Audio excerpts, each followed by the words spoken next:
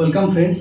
आज के इस न्यू वीडियो में हम लोग समझेंगे कि रेस्ट्रिक्टेड आर्क फॉल्ट क्या है और ये पावर सिस्टम को कैसे प्रोटेक्ट करता है। So restricted arc fault is applicable for transformer, specially more than 2 MVA transformer के लिए restricted arc fault is a must. Number 2 is for alternators and number 3 is for motors. So ये तीन electrical equipment में restricted arc fault और REF protection बहुत ज्यादा use होता है। ट्रांसफार्मर्स, जनरेटर्स और alternators and Motors. So before going into details of this fault, let us understand what is the meaning of restricted here. हम लोग simply arc fault भी बोल सकते थे, but why we are calling it restricted arc fault? Because it is not simply arc fault. अभी try to understand what is arc fault. Live conductors takes any unintended path to the ground, then there is a arc fault occurs. We say that there is a arc fault. आपको पता है single phase to L to G, single phase to ground fault और double phase to ground fault. So this kind of arc fault already we have seen. कहीं पर conductor मान लीजिए, कहीं पर कंडक्टर ब्रेक होकर ग्राउंड के साथ टच हो गया, या कहीं इंसुलेशन फेलियर हो गया और ग्राउंड के साथ टच हो गया. So this kind of arc fault we have already seen, but this is something different. This is called restricted arc fault. Means we are giving a boundary for this kind of protection scheme.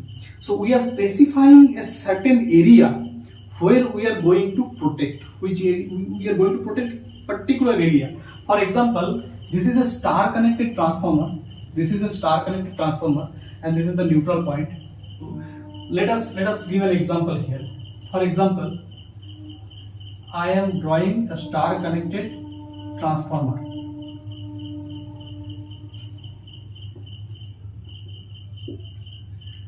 Okay, so this is R, this is Y, and this is B, and this is my neutral, which is grounded. This is neutral. Okay. Now let us understand this. Why restricted arc fault? For example, let us think about that 415 volt. Okay, the output is line voltage is 415 volt. So this voltage will spread across this winding, and here the voltage will 0 almost. So from this point to this point, this is the protection zone for restricted arc fault, REF. This area already protected by differential protection, जो हम लोग phase two phase fault के लिए हम use करते हैं. जो differential city, जो हम लोग mark price differential protection scheme use करते हैं, 2 सेट ऑफ सिटीज यूज करते हैं उसके लिए. सो डिफरेंशियल प्रोटेक्शन के लिए ये पोर्शन काम आएगा, लेकिन कोई भी वाइंडिंग के एकदम 85% क्रॉस करा जाएगा वहां से जहां पर वोल्टेज बहुत ही कम होगा. फॉर एग्जांपल, यहां पर कोई फॉल्ट आता है तो यहां पर वोल्टेज इतना कम है कि that voltage is not sufficient to operate the differential relay. तो डिफरेंशियल रिले का रिले सेटिंग ऑलमोस्ट 20% पे रहता है. और REF बहुत ही सेंसिटिव है. REF का जो रिले रहता है 64R, ये REF का रिले है. This is a very sensitive relay. It is almost set at 5%. ठीक है. सो ये जो प्रोटेक्शन है REF का, ये प्रोटेक्शन कब काम आएगा हमारा? जब ट्रांसफार्मर के न्यूट्रल पॉइंट के आसपास कोई फॉल्ट आएगा. न्यूट्रल पॉइंट से लेके जो फेज वाइंडिंग तक है, ये भी तो हमें प्रोटेक्ट करना है ना. मतलब ये पॉइंट से लेके ये पॉइंट तक, ये पॉइंट से लेके ये पॉइंट तक, ये जो पॉइंट है न्यूट्रल पॉइंट से लेके फेज वाइंडिंग तक, ये पॉइंट को प्रोटेक्ट करने के लिए REF बहुत ज्यादा यूज होता है. क्योंकि ये transformer is the most costly equipment in A power system. चाहे वो सबस्टेशन हो या कोई पावर प्लांट हो. सो ट्रांसफार्मर का cost, this is the heart of the power system. So transformer को हम छोड़ नहीं सकते, कोई भी पावर ट्रांसफार्मर को विदाउट प्रोटेक्शन हम छोड़ नहीं सकते. सो इस जगह के प्रोटेक्शन के लिए हम REF यूज करते हैं, क्योंकि डिफरेंशियल प्रोटेक्शन का ऑपरेशन इसके बियॉन्ड होगा. सो रेस्ट्रिक्टेड, ये जो टर्म हम यूज कर रहे हैं रेस्ट्रिक्टेड, ये रेस्ट्रिक्टेड बेसिकली ये डिनोट करता है कि कहां पर हम प्रोटेक्शन देना चाहते हैं, कितनी जोन तक प्रोटेक्शन देना चाहते हैं। तो जनरली हम लोग रेस्ट्रिक्टेड जोन, मतलब इस ड्राइंग में अगर देखेंगे तो ये जो 3 सिटीज है और ये जो स्टार पॉइंट पे लेके जो न्यूट्रल सिटीज है, ये पूरा रेस्ट्रिक्टेड जोन हो गया मेरा। मतलब from this point to transformer winding, then up to this point, this entire zone is restricted zone.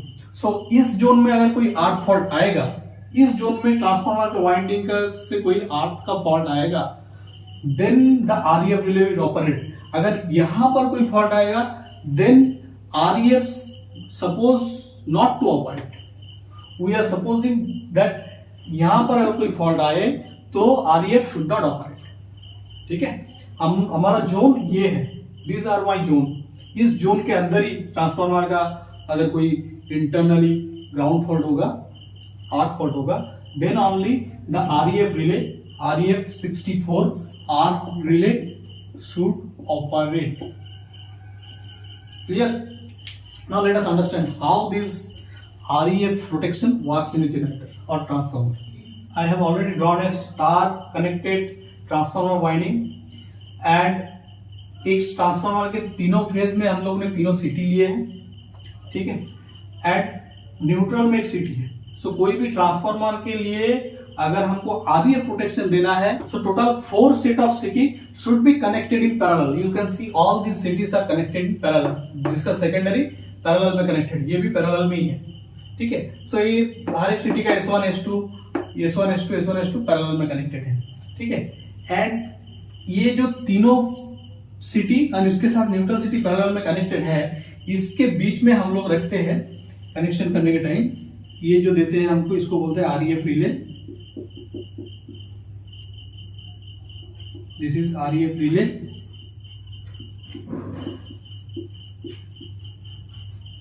And this is called stabilising resistance.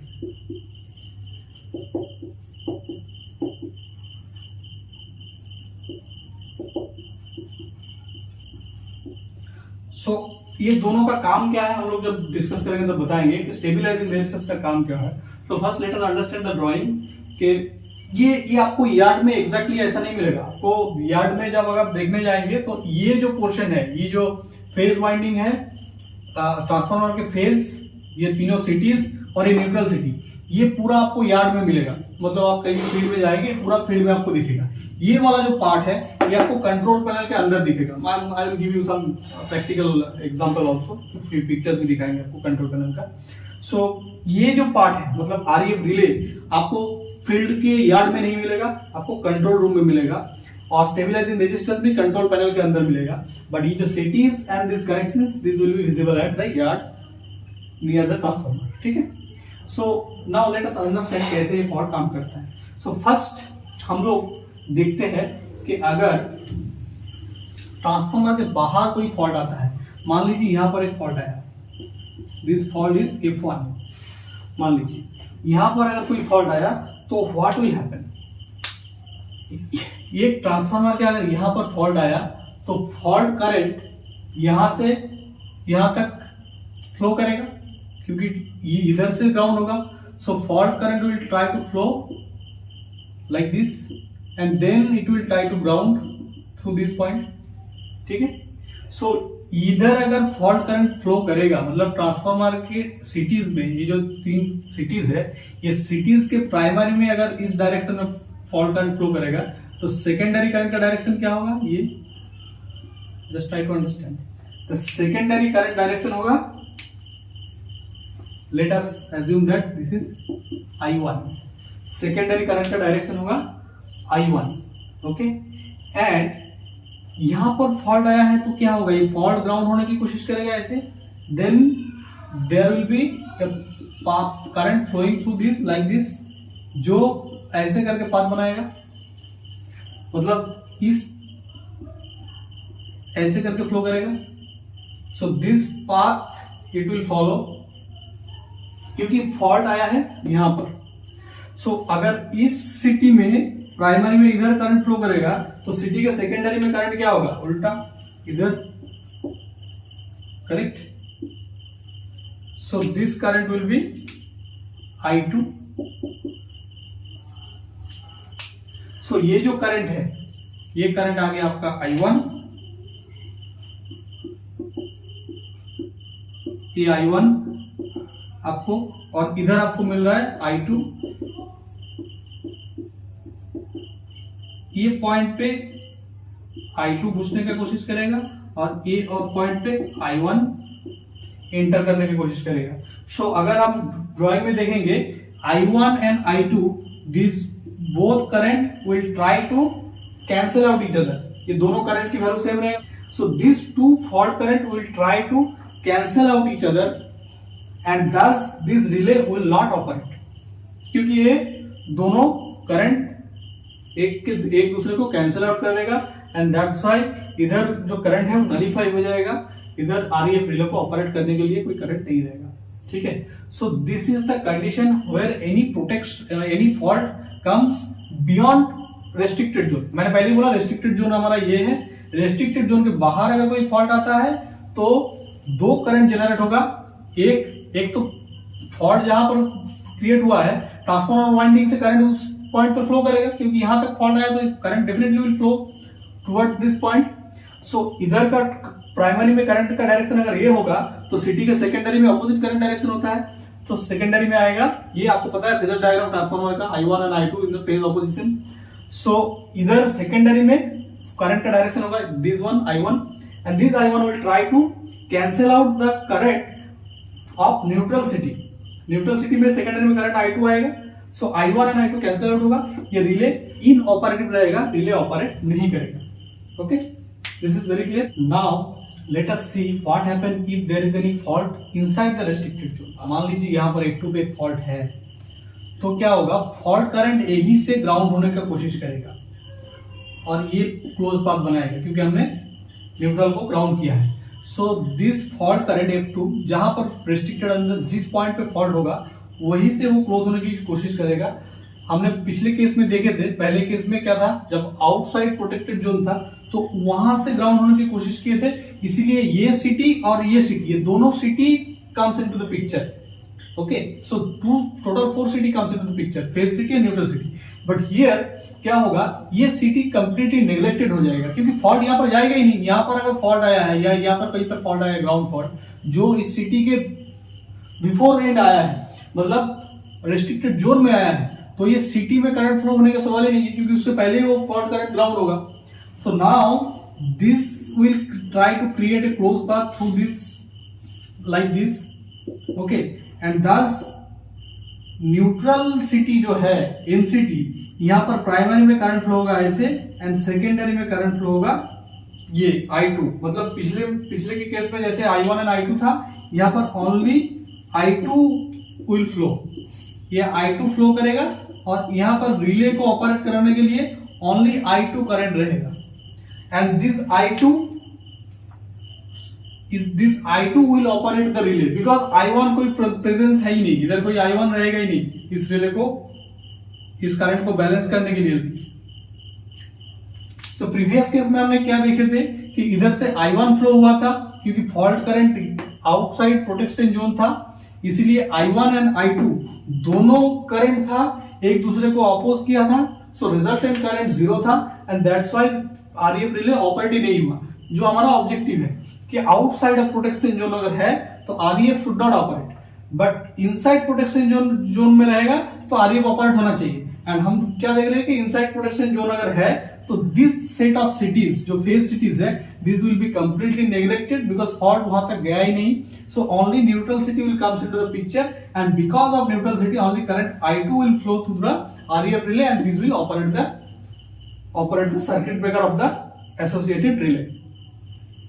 ठीक है, सो एज आरईएफ प्रोटेक्शन का पूरा फंडा यही है। नाउ आपके मन में क्वेश्चन आएगा कि ये स्टेबिलाइजिंग रजिस्टर जो हमने लगाया है इसका काम क्या है। ये जो स्टेबिलाइजिंग रजिस्टर दिया है हमने, इसका काम क्या है, इसको ध्यान से समझते हैं कि स्टेबिलाइजिंग रेजिस्टेंस किस लिए लगाया है। सो दोस्तों, स्टेबिलाइजिंग रेजिस्टेंस हमने इसलिए लगाया है कि अगर प्रोटेक्शन जोन के बाहर, मतलब फॉर एग्जांपल F1 यहां पर कोई फॉल्ट आया, प्रोटेक्शन जोन के बाहर अगर कोई फॉल्ट आया and that fault is very severe fault, बहुत ज्यादा फॉल्ट है, फॉल्ट करंट बहुत ज्यादा है and because of that the cities gate saturated. So stabilising resistance का काम तब आएगा जब ये सिटी सैचुरेटेड हो जाएगा because of any severe fault outside the protection zone. उस टाइम पे सिटी सैचुरेशन हो जाएगा तो क्या होगा, सिटी अगर सैचुरेट कर जाएगा तो ये करंट तो मिलेगा ही नहीं सेकेंडरी में, बिकॉज सिटी सैचुरेट कर गया है। सो नी पॉइंट क्रॉस कर गया है। अब सिटी का सैचुरेशन क्या है उसके लिए मैं एक सेपरेट वीडियो बनाऊंगा। Comment in the section if you need a separate video on city saturation and knee point voltage measurement, और कैसे हम पता करेंगे कि सिटी सैचुरेट हो गया है। सिटी सैचुरेट हो गया है तो सिटी के सेकेंडरी में कोई करंट अवेलेबल ही नहीं रहेगा। So there will be no current here at this point. So although there is a fault outside the zone, because of the severity of the fault, अगर severity of the fault बहुत ज्यादा होगा, fault current इतना ज्यादा है कि हमारी ये सिटी सैचुरेट कर गई है और सिटी के सैचुरेशन की वजह से इधर कोई I2 I1 प्रेजेंट नहीं है, and because of that relay will get operate, because इधर कोई करंट ही नहीं है, सो रिले को ऑपरेट हो जाएगा। सो हमारा इंटेंशन नहीं है क्योंकि हमारा फॉल्ट आया है बाहर। सो to avoid such scenarios we are using a stabilizing resistance. This stabilizing resistance we are using to avoid such scenario. Now let us understand how this operate. City जब भी सैचुरेट हो जाएगी, जब सिटी के secondary में कोई current नहीं रहेगा, तब क्या होगा, only I2 will flow into the system. Okay, I2 will come to this point. इस पॉइंट पे I2 आएगा। Now I2 रिले को ऑपरेट करने की कोशिश करेगा। ये जैसे ही इस पॉइंट में एंटर करने की कोशिश करेगा, वहां को क्या दिखेगा उसको कि there is a high resistance, stabilising resistance is presence here. So ये जो स्टेबिलाइजिंग रेजिस्टेंस है ये हाई रेजिस्टेंस पाथ है इस करंट के लिए, ये जो I2 के लिए, यहां पर जो I2 करंट बैठा है इधर। सो I2 के लिए now there is two path, one path is this one path is that one. Now this is a low resistance path because the CTs get saturated. So CT saturated हो गया मतलब इसका impedance almost close to zero. It is a conductive path right now. Just try to understand. CT gets saturated means this path is conductive path for this I2. So I2 will try to flow through this circular path. So I2 ऐसे flow करने का कोशिश करेगा। I2 इस relay के zone में, ये जो REF के पाथ है, इस पाथ में एंटर करेगा ही नहीं, because there is a high resistance presence here which is called stabilising resistance. So due to the saturation of the CT, this current I2 will just circulate through this area and thus there will be no REF tripping due to the external fault even though the city gets saturated. Now आपके मन में mind में ये भी आ सकता है कि ठीक है, अगर ये फॉल्ट आएगा और स्टेबिलाइजिंग रेजिस्टेंस रहेगा, अगर इंटरनल फॉल्ट आएगा तो फिर इस रेजिस्टेंस के वजह से सिटी का I2 करंट क्यों इधर जाएगा, तब तो I1, तब भी तो I1 नहीं था, तब जाएगा क्योंकि तब सिटी सैचुरेटेड नहीं है।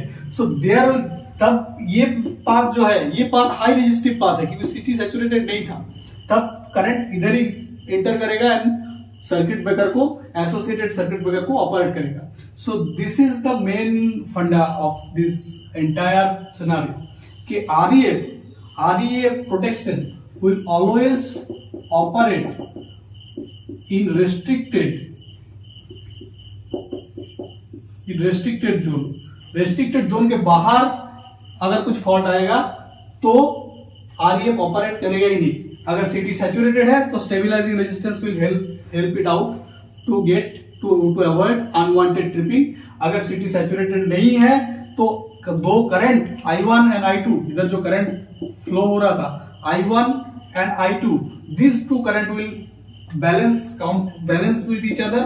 The resultant current will be zero and there will be no unwanted tripping. The REF relay will only operate when there is a internal fault. So now आपके मन में ये आ सकता है कि ट्रांसफार्मर के डेटा साइड को क्या करेंगे, क्योंकि डेफिनेटली ट्रांसफार्मर में मान लीजिए एक YND1 एक ट्रांसफार्मर है वेक्टर ग्रुपिंग, ठीक है। अगर आपको वेक्टर ग्रुपिंग के बारे में जानना है कि transformer, give the link of this video in the description box, just go and check it out. So let us assume that there is a transformer of YND1, मतलब प्राइमरी में star है, ये प्राइमरी है, ये star side पे हमने neutral दिया है, ये सेकेंडरी है और ये वेक्टर एंगल है, ठीक है। ये जो प्राइमरी में स्टार साइड है, स्टार साइड में definitely neutral will be available, तो हमको न्यूट्रल सिटी मिल जाएगा।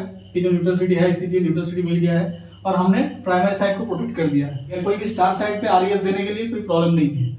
Obviously you will have a question in your mind कि what will be the protection scheme in the delta side. Delta side में हम लोग क्या करेंगे? सो डेल्टा साइड में अगर हमको प्रोटेक्ट करना है आरईएफ के थ्रू, अगर डेल्टा साइड में हमको आरईएफ देना है, तो आपको पता ही है, मैंने बोला आरईएफ के लिए एनसीटी जरूरी है, तो हमको एक न्यूट्रल पॉइंट की जरूरत होगा। लेकिन प्रॉब्लम की बात यही है कि डेल्टा में न्यूट्रल होती नहीं है, आपको पता है। सो डेल्टा में न्यूट्रल नहीं है। सो डेल्टा साइड को अगर हमको आरईएफ देना है तो हमको क्या करना पड़ेगा? हमको एक अर्थिंग ट्रांसफार्मर यूज करते हैं हम सबस्टेशन में या पावर स्टेशन में, डेल्टा साइड को अगर हम आरईएफ देते हैं तो, ठीक है।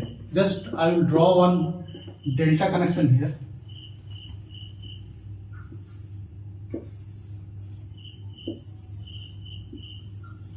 ठीक है, ये मान लीजिए डेल्टा कनेक्टेड ट्रांसफार्मर है, ठीक है, डेल्टा कनेक्टेड सेकेंडरी डेल्टा है। अब इस डेल्टा को अगर हमको ये डेल्टा साइड को प्रोटेक्ट करना है तो ये डेल्टा साइड से सिंपली हमको एक अर्थिंग ट्रांसफार्मर इधर कनेक्ट करना पड़ेगा। इधर एक अर्थिंग ट्रांसफार्मर हमको कनेक्ट करना पड़ेगा इस डेल्टा साइड से, ठीक है।